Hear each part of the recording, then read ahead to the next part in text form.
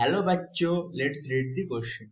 Select the odd one with respect to interallelic or intragenic interaction.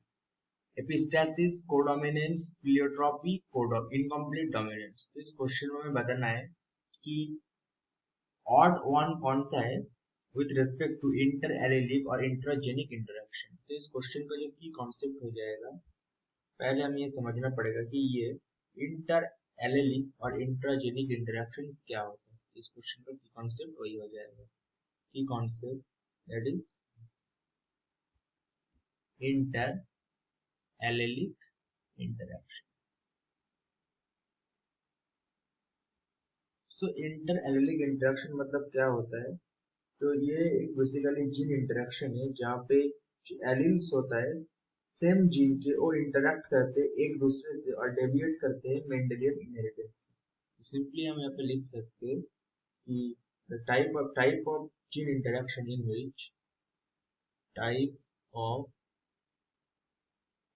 gene interaction in which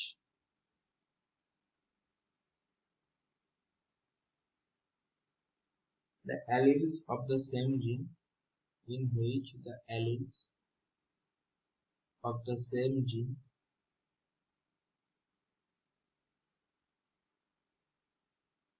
interact with each other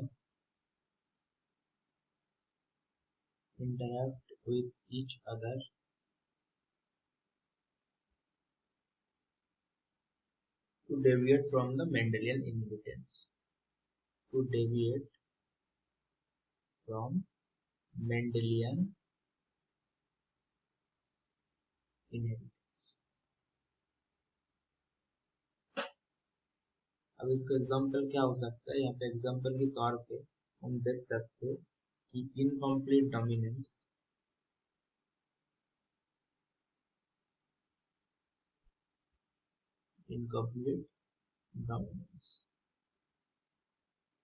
तो हम यहाँ पे देखेंगे कि incomplete dominance basically क्या होता है. तो इनकम्प्लीट डोमिनेंस का मतलब कि पेरेंट्स का बेसिकली इनकम्प्लीट डोमिनेंस होता है. गलत लिखते हैं हम.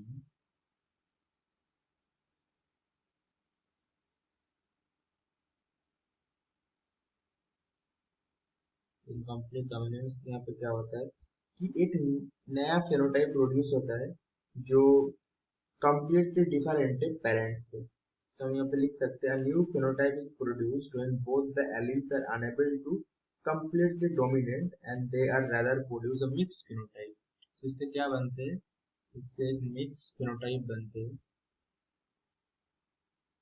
mixed phenotype और ये बेसिकली एक न्यू phenotype है. New phenotype not resembling the parents, मतलब पेरेंट्स से बिल्कुल मिलते जुलते नहीं है. बिल्कुल नहीं बोल सकते, हम थोड़ा थोड़ा मिलते हैं क्योंकि दोनों कैरेक्टर वहाँ पे पॉसिबल है. तो बेसिकली एलील जो होते तो कम्प्लीटली डोमिनेट नहीं हो पाते. तो बोथ द एलील्स, यहाँ पे हम लिखेंगे both the alleles are unable to completely show dominance.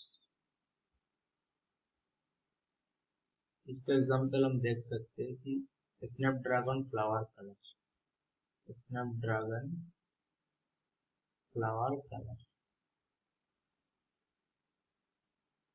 तो हमारे इस क्वेश्चन का करेक्ट आंसर कौन सा हो जाएगा?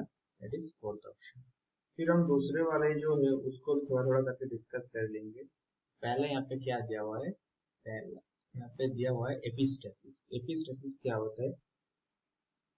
एपिस्टेसिस बेसिकली एक फिनोमेना होता है जहाँ पे एक जीन के एक्सप्रेशन को दूसरे जीन के एक्सप्रेशन से इनहिबिट किया जाता है. उसको हम क्या कहते हैं? Epistasis. So the expression of one gene is modified. The expression of one gene, the expression of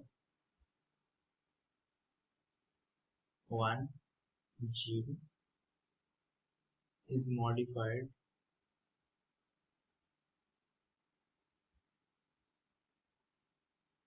by the expression of one or more other gene.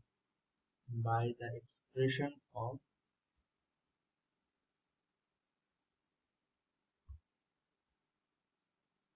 one or more other gene. One or more other genes. इसी को कहते हैं epistasis. तो यहाँ पे ये inter allelic interaction, यहाँ पे क्या बोलते हैं हम, ये बेसिकली नहीं है, तो ये जो होगा ये नहीं है। सॉरी, हमने यहाँ पे गलती कर दी है।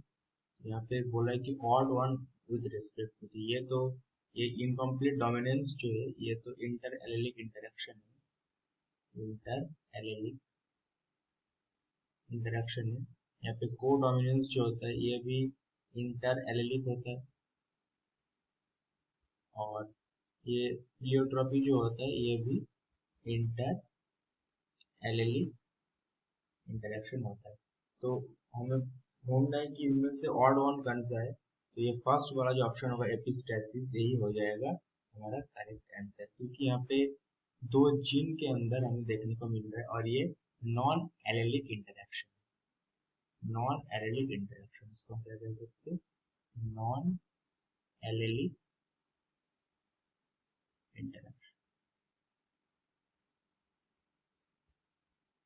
तो कोडोमिनेंस क्या होता है ये भी हम यहाँ पे समझेंगे। तो कोडोमिनेंस मतलब जब पेरेंट्स का जो दोनों ही एलील होता है वो एक्सप्रेस हो जाए। तो यहाँ पे कोडोमिनेंस, कोडोमिनेंस का मतलब है कि both the alleles are expressed, both the alleles are expressed। इसको क्या कहेंगे हम, example ABO blood group, ABO blood group, जहाँ पे ए बी ब्लड ग्रुप जो होता है वहाँ पे ए और बी दोनों ही जीन डोमिनेंस शो करते हैं। लास्ट हमारे पास क्या है, प्लियोट्रॉपी। तो प्लियोट्रॉपी क्या होता है ये भी हम यहाँ पे समझ लेंगे।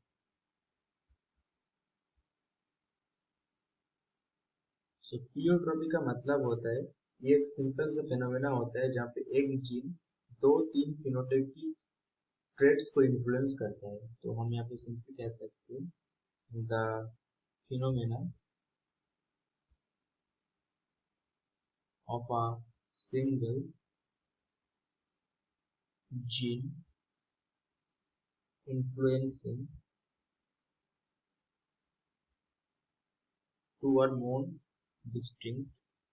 two or more distinct phenotypic traits, phenotypic traits। जैसे एग्जांपल के तौर पे हम देख सकते हैं starch grain size, starch grain size.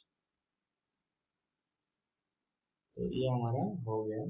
तो हमारा इस क्वेश्चन का करेक्ट आंसर कौन सा हो जाएगा, this first option epistasis. I hope you understood this question very well and sorry for this confusion. Thank you.